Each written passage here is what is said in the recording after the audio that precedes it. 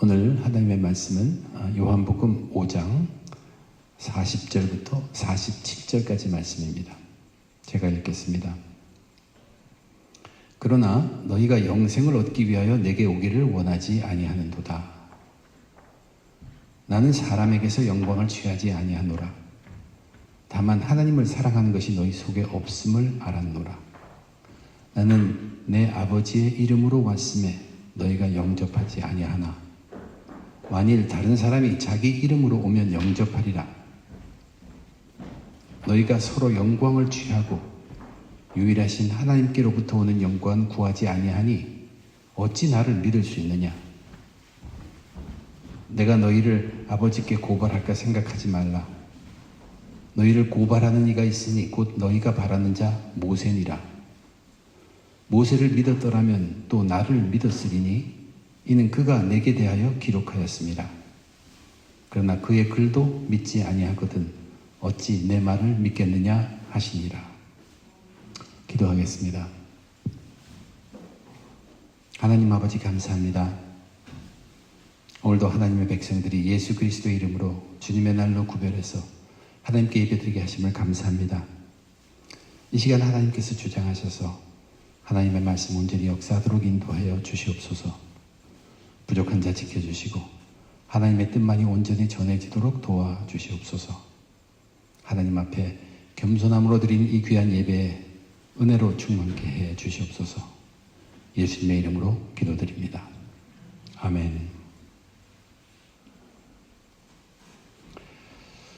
우리가 믿는 기독교에는 이 과학이나 철학과 같은 학문이 다룰 수 없는 영역이 있습니다. 그 영역은 계시의 영역입니다. 계시라는 것 제가 잘 설명을 못하지만 위에서 뚝 떨어뜨려서 알려주는 것을 말합니다. Revelation이라고 하는 것. 예를 들면 사람이 죽은 후에 어떻게 될 것인가 하는 문제를 우리 기독교는 어떻게 다루고 있나? 과학이나 철학으로도 상상을 해볼 수는 있겠지만 예수님이 말씀하신 대로 세상의 마지막 때가 와서 그때 죽은 자나 살아난 자나 살아있는 자나 다 부활로 나오게 되며 더러는 생명의 부활로 나머지는 심판의 부활로 나온다는 것은 우리 기독교만이 이야기하고 있는 완전한 계시의 영역입니다. 하나님과 함께 하셨던 예수님을 통해 드러나는 것, 계시된 것입니다. 예수님이 그렇게 말씀하셨기 때문에 우리는 그것을 믿습니다. 예수님이 과연 그러면 어떤 분이시길래 우리는 죽음 후의 이야기도 그분 말씀대로 믿을까? 그것은 예수님은 하나님의 아들이시기 때문입니다. 그러면 그분이 하나님의 아들이란 증거가 뭐냐는 것입니다. 이것이 지난주에 주님께서 하신 말씀입니다. 예수님은 당시 이렇게 말씀하셨습니다. 세례 요한이라는 자가 하나님으로부터 계시를 받아서 예수님이 하나님의 아들이라고 증거했다는 것입니다. 그리고 예수님이 나타나셔서 하시는 일들을 보니까 보통 사람들로는 불가능한 일, 기적들이 일어난다는 것이 그분이 하나님의 아들이기 때문에 그렇다는 얘기예요. 또 오래전부터 내려오고 있는 구약 성경의 말씀을 욕심 없이 잘 살펴보면 예수님이 어떻게 하나님의 아들로 오시게 되어 있는가 하는 그 메시아의 이야기가 그 성경 안에 있다는 사실이에요. 이렇게 해서 예수님은 자신을 증거하셨습니다. 그러면 오늘날 지금 우리들에게는 무엇이 예수님을 하나님의 아들로 증거하고 있습니까? 인간은 완전하지 못합니다. 그러나 불완전한 인간들을 통해서 지금도 계시되고 있는 설교의 말씀이 있다는 얘기예요. 예수를 하나님의 보내신 하나님의 아들로 증거하고 있는 설교의 말씀들, 인간의 구원을 위해서 하나님께서 그렇게 하셨습니다. 하나님의 뜻을 오늘날에는 설교의 형태로 전해주고 있다는 얘기입니다. 그리고 예수님 당시에 예수님이 베푸신 놀라운 기적의 일들이 있죠. 근데 그것보다도 예수님이 결과적으로 이루신 그 십자가에서의 죽음과 죽은 예수를 하나님께서 부활시킨 그 사건은 지금의 우리들에게도 예수님이 하나님의 아들이라는 것을 확실하게 하신다는 얘기입니다. 비록 2000년 전의 일이지만 그 예수님의 십자가 죽음의 부활은 지금도 일하고 있습니다. 전혀 예상치도 않은 능력을 발휘하고 있는 것이 그 죽음과 부활입니다. 그리고 또 구약 성경뿐만 아니라 그 후에 추가된 신약 성경을 보아도 성경 속의 하나님의 말씀은 우리들에게 예수의 음성을 들려줍니다. 예수의 형상을 보게 하고 그분과 동행할 수 있도록 이끄는 것이 말씀이라는 것을 우리는 발견하고 있어요. 그래서 지금 우리들은 예수님을 하나님의 아들로 믿고 있습니다. 그렇기 때문에 예수님께서 말씀하신 하나님 나라에 관한 그 계시의 말씀들, 그걸 우리는 다 믿는 것입니다. 그런데 당시 유대인들 중에 많은 사람들이 예수를 믿지 않았습니다. 지금도 예수 믿지 않는 많은 사람들이 있습니다. 그래서 오늘 본문을 보면 예수님께서 이렇게 말씀을 시작합니다. 40절을 보니까 그러나 너희가 영생을 얻기 위하여 내게 오기를 원하지 아니하는도다. 그러나 즉 예수님이 하나님으로부터 보냄을 받은 하나님의 아들임을 알 수 있는 증거가 충분한데도 불구하고 여전히 너희들은 믿지 않고 예수께 오지 않는다는 이야기예요. 또 영생이 좋은 것이라는 것은 압니다. 근데 영생은 내게 와야, 예수께 와야 얻을 수 있는 것인데 그럼에도 불구하고 너희들은 내게 오기를 원치 않는다. 무엇 때문일까? 예수님은 사람들이 자기에게로 오지 않으려 하는 이유, 즉 예수를 믿지 않는 이유를 밝힙니다. 그것이 오늘의 본문 내용입니다. 이 말씀은 예수님께서 유대인들 그들에게 공동체로 하신 말씀이었어요. 근데 오늘날 우리 믿음의 사람들에게 우리의 믿음을 해치는 믿음의 적이 무엇인지를 알게 해주며 개인 신앙을 바로 세울 뿐만 아니라 교회가 바로 설 수 있도록 하는 중요한 말씀이 되기도 합니다. 이미 저와 여러분 우리들이 하나님은 무엇을 싫어하는지 잘 알고 있습니다. 인간의 교만을 굉장히 싫어하십니다. 근데 예수님은 이 인간의 교만을 믿음의 적으로 지적하고 있습니다. 인간의 교만이라는 것은 은근히 겉으로 드러나는 그러한 교만도 있지만 또한 인간의 교만은 저 속 깊숙이 숨어 있는 것이 있기도 합니다. 예수님은 그 둘을 오늘 다 파헤쳐냅니다. 첫 번째로 예수님은 무슨 이야기를 하시냐면 사람의 칭찬이라는 것이 믿음의 아주 큰 거침돌이 될 수 있다고 말씀하십니다. 41절에 우선 자기는 어떤 분이신가 하는 것을 이렇게 말씀하셨어요. 나는 사람에게서 영광을 취하지 아니하노라. 취한다 이런 것은 받아들인다는 뜻입니다. accept 한다는 얘기예요. 여기서의 의미는 뭐냐면 혹 사람들이 나를 칭찬해도 그 칭찬이 나에게 영향을 끼치지 않는다는 뜻입니다. 나는 그것 때문에 흔들리지 않는다는 말입니다. 그런데 사람들은 그렇지 않습니다. 사람들은 칭찬받기를 좋아합니다. 그리고 사람들은 그것을 은연중에 서로 이용하고 있습니다. 상대를 칭찬해 주면서 또 은근히 그 뒤에 바라는 것이 있어요. 좀 심한 경우는 자기 편이 되게 하려고 상대를 그냥 칭찬하기도 합니다. 서로 좋자는 것이죠. 그래서 칭찬을 주고받으면서 가까워지기도 하고, 근데 예수님은 전혀 그런 분이 아닙니다. 사람 칭찬 때문에 흔들리시지 않는다는 얘기예요. 자기의 주관을 바꾸시는 그런 분이 아니라는 뜻입니다. 이것이 유대인들과 특별히 유대 지도자들이 예수님에 대해서 불편하게 생각했던 이유입니다. 그들이 예수님도 자기들을 어느 정도만 좀 인정해주면 자기도 지도자이고 그래도 믿음을 경륜이 있고 한 것을 인정해 주기를 바랐는데 예수님은 전혀 그러질 않았어요. 아마 예수님께서 그들을 그냥 눈 감고 인정해 줬다면 그들 믿는다고 했을지도 모릅니다. 예수님께서 자기는 사람에게서 영광을 취하지 않는다고 먼저 말씀하시는데 이유가 있습니다. 그 이유는 뭐냐면 사람의 칭찬을 받으려고 믿어서는 안 된다고 하시는 것 말씀을 하시기 위하십니다. 너희들이 믿는 것이 사람 칭찬을 받기 위함이 아니다라는 얘기예요. 당시에 하나님을 믿는다고 한 유대 백성들은 믿음을 과시하면서 사람의 칭찬을 은근히 바라고 있었습니다. 그러나 믿음의 목적은 사람에서 칭찬받는 것이 아니라는 것을 아예 처음에 전제하신 것이에요.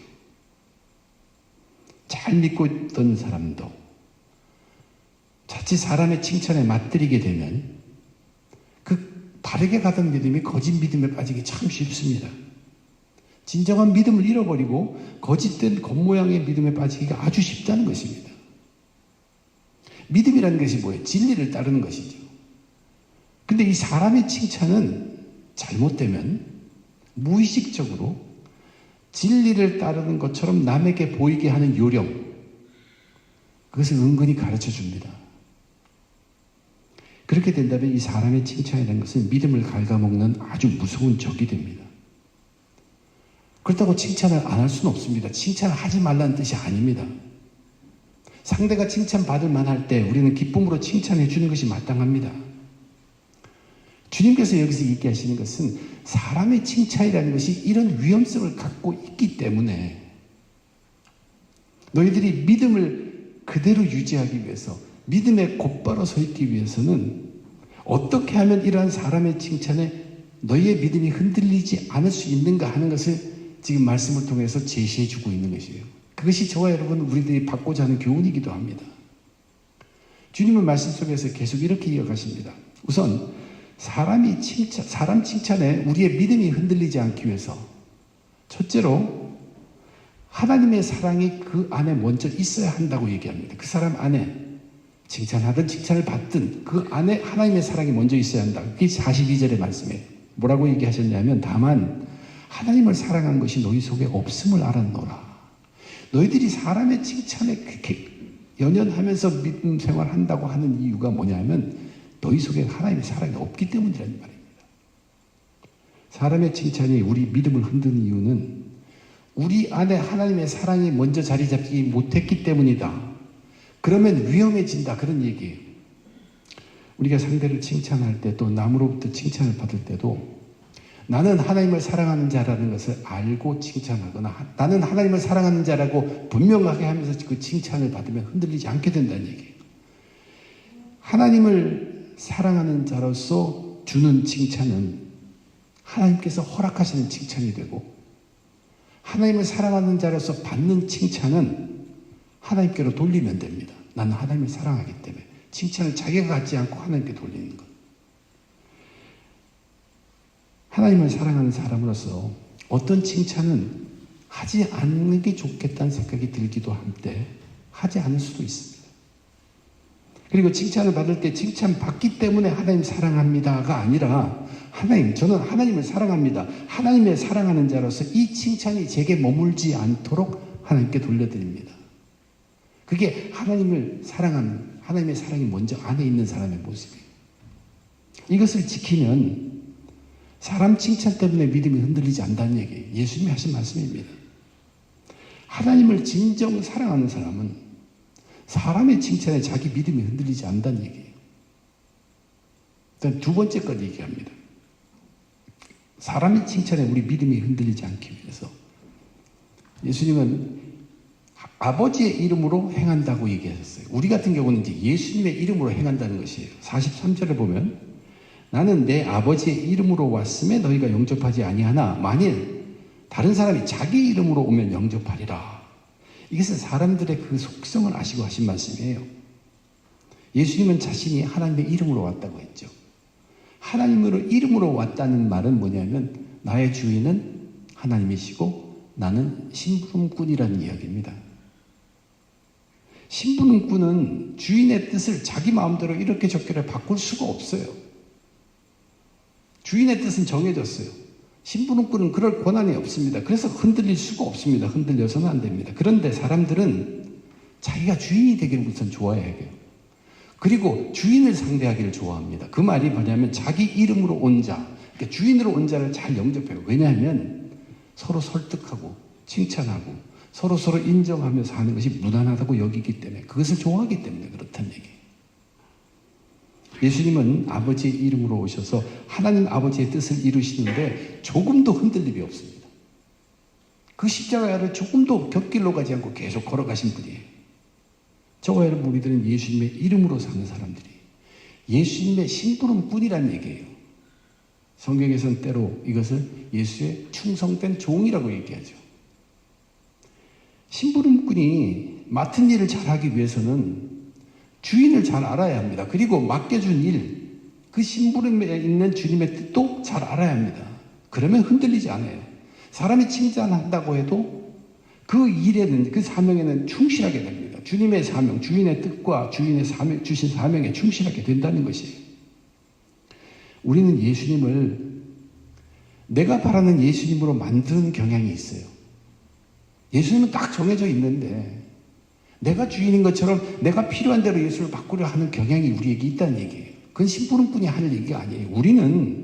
우리가 예수님이 바라는 심부름꾼으로 바뀌어가야 합니다. 그분은 변함없어요. 거기에 맞춰서 변해가는 심부름꾼들 우리들이 돼야 합니다. 예수님을 자기 생각대로, 자기 편한 대로, 자기 원하는 대로 생각하고 믿는 것은 믿음이 아니에요. 그러나 심부름꾼으로, 나는 예수의 심부름꾼이로 일을 하시는 분들은 아무리 사람이 칭찬해도 흔들릴 수가 없다는 뜻입니다. 또 한 가지 더 말씀하십니다. 사람의 칭찬에 믿음이 흔들리지 않기 위해 세 번째, 하나님의 칭찬을 늘 구해야 한다고 얘기했어요. 44절을 보니까 너희가 서로 영광을 취하고 유일하신 하나님께로부터 오는 영광은 구하지 아니하니 어찌 나를 믿을 수 있느냐. 서로 칭찬합니다. 서로 인정해 줍니다. 서로 또 우리 교인들은 사랑합니다라고 얘기하죠. 그렇게 살면 좋을 것 같죠. 근데 그렇게 살다 보니까 믿음에서 우리가 멀리 떨어져 있네. 그런 뜻입니다. 믿음은 다 없어졌다는 것이에요. 그러니까 이 말은 뭐냐면 서로 칭찬할 때 정말 이것이 하나님이 하시는 칭찬인가 생각해 봐야 합니다. 서로 인정할 때 정말 하나님께서도 이것을 인정할 것인가를 생각해 보는 것이에요. 서로 좋아하고 사랑한다고 할 때도 이것이 정말 하나님의 사랑을 나누는 것이라 생각해 보라는 것이에요. 이것이 하늘의 칭찬, 하늘의 영광을 구하는 것입니다. 하늘을 생각하는 것이에요. 사람의 칭찬은, 사람의 인정함은, 사람의 사랑은 바로 이것을 보지 못하도록, 즉 하나님의 뜻을 생각하지 못하도록 하는 큰 유혹을 갖고 있다는 얘기예요. 그것 자체가 나쁘고라기보다는 이건 굉장히 무서운 유혹을 갖고 있습니다. 우리로 하여금 하나님을 생각하지 않고 칭찬이 들어오면은 이게 전부인 양 땅의 것만 머무르게 하려는 경향이 있다는 거예요. 그렇게 해서 사람들을 믿음에서 멀어져 가게 합니다. 그러면 어떻게 해야 됩니까? 우리 그리스도인들은 의지적으로 하나님의 영광을 구하는, 하나님의 칭찬, 하나님의 인정, 하나님의 사랑을 구하는 삶을 살아야 합니다.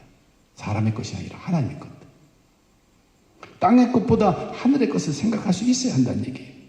사람의 칭찬이 나를 이 땅의 것에 만족하도록 해서는 안 된다는 얘기예요. 사람의 칭찬과 하나님의 칭찬은 엄청난 차이가 있다는 사실을 알아야 합니다. 이 사람의 칭찬이 큰 유혹이 될 수 있다는 것을 알고 우리들은 하나님 것에 매달릴 수 있는 사람이 되어야 합니다. 이제 내가 사람들에게 좋게 하려, 하나님께 좋게 하려, 사람들에게 기쁨을 구하려, 내가 지금까지 사람의 기쁨을 구하는 것이었다면 그리스도의 종이 아니니라. 사도 바울의 고백입니다. 사람의 칭찬은 무서운 믿음의 적이 될 수 있다는 사실을 명심하시기 바랍니다. 그러면 칭찬하지 말라, 받지 말라가 아니라 거기에 우리가 동요되지 않으려면 먼저 하나님의 사랑으로 무장해야 합니다. 내 속에 하나님의 사랑으로 차 있어야 한다는 얘기예요. 그리고 예수의 심부름꾼임을 명심해야 합니다. 내가 주인이 아니라 예수가 주인이고 나는 심부름꾼이라는 것이. 그리고 하늘의 것을 항상 집중할 수 있어야 합니다. 이렇게 하면 아무리 누가 칭찬해줘도 흔들리지 않고 또 우리도 바른 칭찬을 줄 수가 있다는 얘기예요. 예수님은 또 하나 믿음의 적에 대해서 말씀하십니다. 이것은 사람의 칭찬보다는 더 내면적인 아주 깊숙이 깔려있는 믿음의 적입니다. 그것은 죄와 관련된 믿음의 적입니다. 45절부터 이렇게 얘기합니다. 내가 너희를 아버지께 고발할까 생각하지 말라. 너희를 고발하는 이가 있으니 곧 너희가 바라는 자 모세니라. 이 고발이라는 단어 쓰죠. 고발은 법정, 재판 용어입니다. 그러므로 죄 문제를 다루기 시작한 것이에요.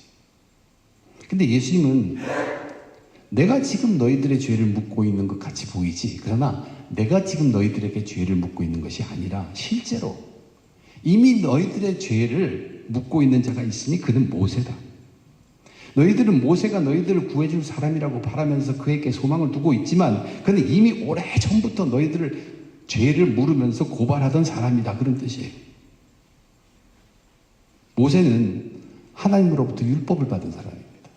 그래서 그 율법의 내용을 모세 오경이라는 그 5책에다가 기록해 놓고 있어요. 근데 그 책들의 내용을 잘 살펴보면 그 내용은 너희가 이 율법을 절대로 다 지킬 수 없는 사람들이라는 것을 기록해 놓고 있는 기록이에요. 출애굽기를 예로 봅시다. 40년 동안의 광야 생활에서 너희 하나님의 백성이라고 자부하는 너희들의 행위를 살펴보면 너희들은 계속적으로 율법을 범했으며 죄를 지을 수밖에 없는 사람들임을 확실하게 알게 한다는 것이에요. 그래서 모세의 책들은 이렇게 죄를 지을 수밖에 없는 사람들을 구원해 줄 메시아가 필요하다는 사실을 기록하고 있다는 얘기예요. 너희들은 죄인이고 어쩔 수 없으니까 너희들에게는 메시아가 필요하다. 이 기록이 모세의 기록이라는 뜻이에요. 그래서 46절에 이렇게 말합니다. 모세를 너희가 믿었더라면 또 나를 믿었으리라. 내가 그 필요한 사람이니까. 이는 그가 내게 대하여 기록하였습니다. 그러나 그의 글도 믿지 아니하거든 어찌 내 말을 믿겠느냐. 이렇게 말씀하십니다. 그런데 유대인들은 하나님께서 율법을 자기들에게만 준 것을 가지고 굉장히 자랑스러워했습니다. 근데 율법이라는 그 하나님께서 주신 율법 그 자체를 보면 그 율법의 많은 것들을 다 지킬 수가 없어요. 그리고 율법이라는 것은 항상 지킬 수 있는 것이 아닙니다. 죄라는 것은요, 늘 잘 지키다가도 한 번 범하면 죄인이 돼버리는 것이에요. 그러니까 그 율법을 온전히 지킨다는 것은 사람에게는 불가능합니다. 하나만 지키지 않아도 죄인이고 잠시 한순간만 지키지 못해도 사실은 죄인입니다. 근데 예수님이 그래서 이렇게 말씀하신 적이 있어요. 율법에는 분명히 간음하지 말라고 제7계명에서 말하지만 나는 너희에게 말하노니 음욕을 품고 여자를 보는 자마다 마음에 이미 간음하였느니라. 겉으로는 간음의 죄를 안 지은 것 같지만 이미 마음으로 간음죄를 지은 율법을 범한 자가 된다. 즉 죄를 피한다는 것이 무척 어렵다는 것을 얘기하신 것이에요.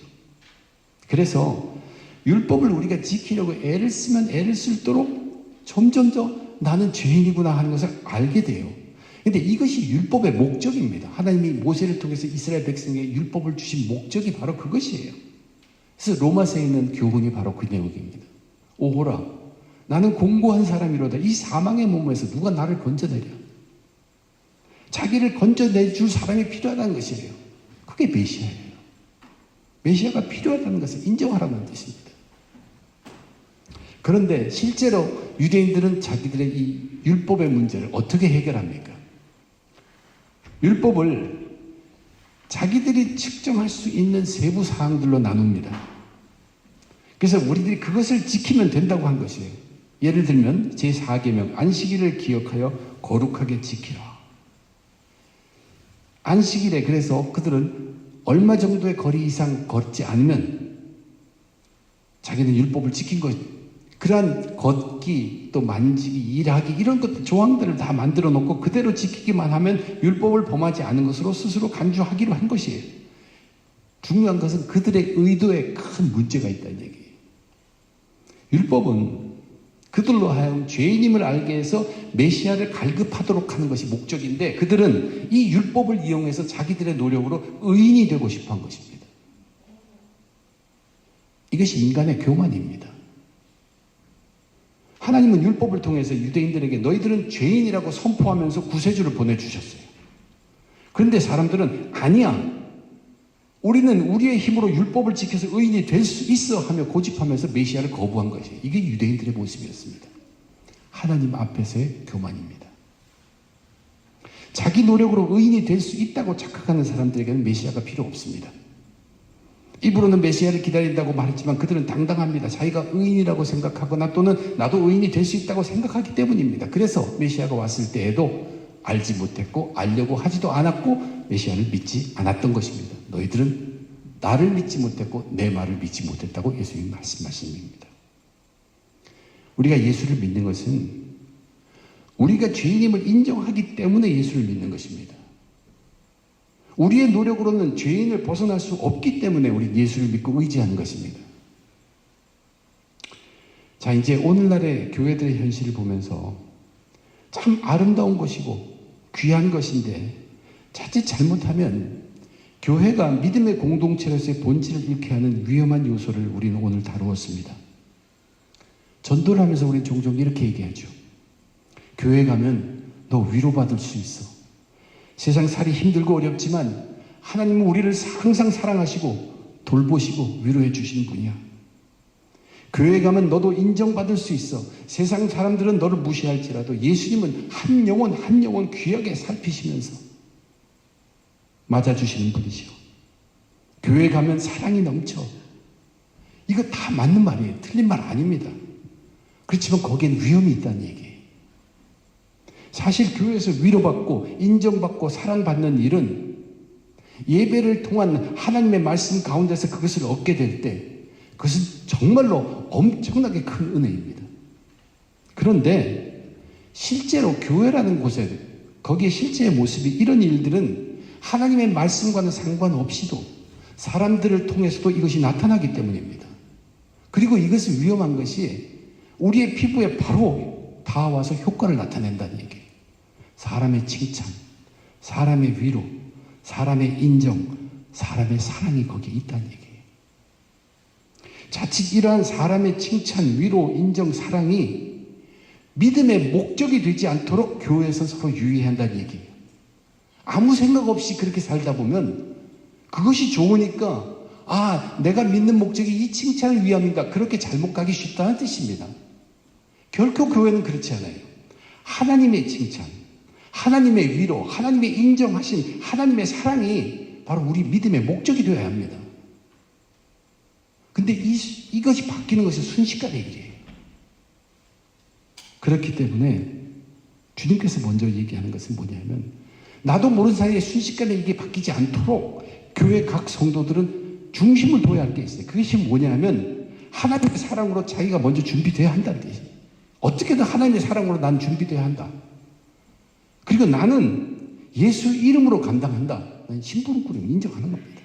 내가 주인으로서 결정하는 것이 아니라 예수가 주인으로서 나를 흔들어간다. 난 심부름꾼이다. 그리고 성령께서 주시는 그 하늘의 칭찬, 하늘의 영광, 그거 구하는 것을 각별히 노력하라는 얘기예요. 그러니까 늘 하늘에 연결되어 있으라는 얘기예요. 사랑으로 준비하고 난 심부름꾼이라는 것, 그리고 주실 것이 있다, 하늘의 것이 있다, 이 생각을 하면서 준비되어 있어야만 한다는 거예요. 순식간에 이게 바뀌는 것 잘못 생각하지 않도록. 그런데 사실 이런 순식간에 바뀌는 위험, 이 어려움, 이것을 극복하게 하는 것이 있습니다. 그것이 뭐냐면 바른 하나님의 말씀입니다. 하나님 말씀 앞에 성도들은 모두가 죄인으로 서게 되는 것이에요. 바른 하나님의 말씀이 떨어지면 모든 성도들은 죄인임을 자각하게 된다는 얘기예요. 그것이 오늘 주님께서 하신 말씀 중에도 있습니다. 우리는 말씀을 통하여 죄인으로 세워져서 회개하는 심령이 될 때 이제 하늘이 일하십니다. 하나님의 영, 성령님이 일하신다는 것이 이것이 축복입니다. 이것이 축복이에요. 우리의 인간의 노력으로 막 강구하고 애쓰고 얻어서 내는 것이 축복이 아닙니다. 말씀을 통하여 자기가 죄인임을 새기며 알게 될 때, 낮아질 때, 교만하지 않고 겸손해질 때 성령이 도와주기 시작합니다. 그럴 때 우리는 예수를 감사하게 되고 예수님으로부터 위로받게 되고 예수의 칭찬을 기다리게 됩니다. 만약 교회가 사람의 칭찬하면 다 좋아하잖아요. 사람의 칭찬으로 사람들을 다 모아놓고 또 자기들 인정 안 해주면 다 떠나니까 또 죄인임을 느끼기는 싫어하니까 듣기 좋아하는 소리만 하고 그들이 하고 싶어 하는 것들로 꽉 채워진다면 사람은 점점 불어날지 몰라도 그게 교회입니까? 교회는 아닙니다. 교회는 예수를 믿게 하고 예수 믿는 믿음에 흔들리지 않고 믿음에 굳게 서게 하는 곳이 교회입니다. 그러려면 예수님께서 유대인들에게 경고하셨던 것처럼 서로 영광을 취하는 일 조심해서 해야 합니다. 더욱 중요한 것은, 더욱 마음에 먼저 우리가 간직해야 될 것은 하나님의 말씀이 나의 죄를 깨우치도록 해야 한다는 얘기예요. 그래서 회개할 때 성령님께 맡기는 것, 이 훈련이 되어야 합니다. 결국 우리는 하나님을 먼저 사랑해야 합니다. 우리가 교인으로서 교인됨으로써 교회를 이어가는, 교회에 세우는 그러한 교인으로서 바른 믿음의 사람이 되기 위해서 하나님의 사랑으로 먼저 세워져야 된다. 하나님의 사랑이 내 안에 있어야 돼. 내가 하나님의 사랑함이 있어야 되는 것이, 모든 칭찬이 와도 그것을 하나님께 돌릴 수 있는 하나님 사랑이 안에 있어야 한다는 뜻입니다. 그리고 우리의 삶은 예수 이름으로 사는 것이에요.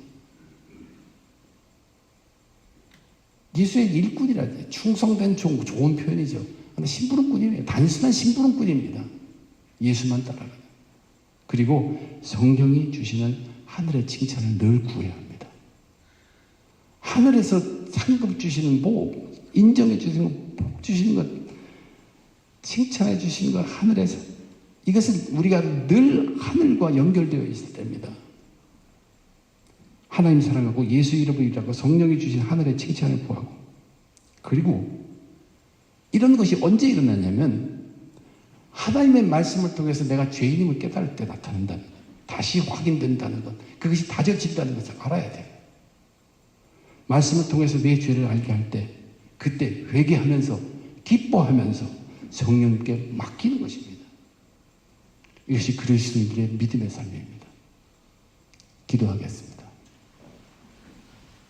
하나님, 우리는 좋은 것을 행하면서도 믿음에서 떠나 시험에 빠질 때가 많습니다. 오늘 예수님은 그런 것을 경고해 주십니다. 유대인들은 하나님을 믿는다고 하면서도 그것이 겉으로 드러나는 것이 좋아서 그 믿음을 자랑거리를 삼았습니다. 예수님은 그것을 경고하십니다. 우리의 인간의 모습을 잘 아시기 때문에 주님께서 하시는 경고입니다. 어떻게든 내가 하나님을 먼저 사랑하게 도와주시옵소서. 내가 스스로 그런 칭찬 받기에 앞서서 내가 하나님을 사랑하게 도와주시옵소서. 그래서 내게 오는 모든 영광과 칭찬을 하나님께 돌릴 수 있도록 준비되게 하여 주시오며, 오직 나는 예수님의 심부름꾼이라는 것을 잊지 않게 하시고, 성령이 하늘로부터 주시는 그 하늘의 뜻, 하늘의 칭찬, 하늘의 영광을 구할 수 있도록, 늘 하늘과 붙어 있을 수 있도록 저희를 깨우쳐 주시옵소서. 특별히 말씀을 대할 때마다, 성경을 읽을 때마다, 찬양을 할 때마다 내가 죄인임을 고백하게 하시고, 그로 인해서 회개하여 낮아지며 기쁨으로 이제 성령이 도와주실 것을 기대하며 감당하게 도와주시옵소서. 이 모든 것 감사하며 우리 주님 예수님 이름으로 간절히 기도드립니다.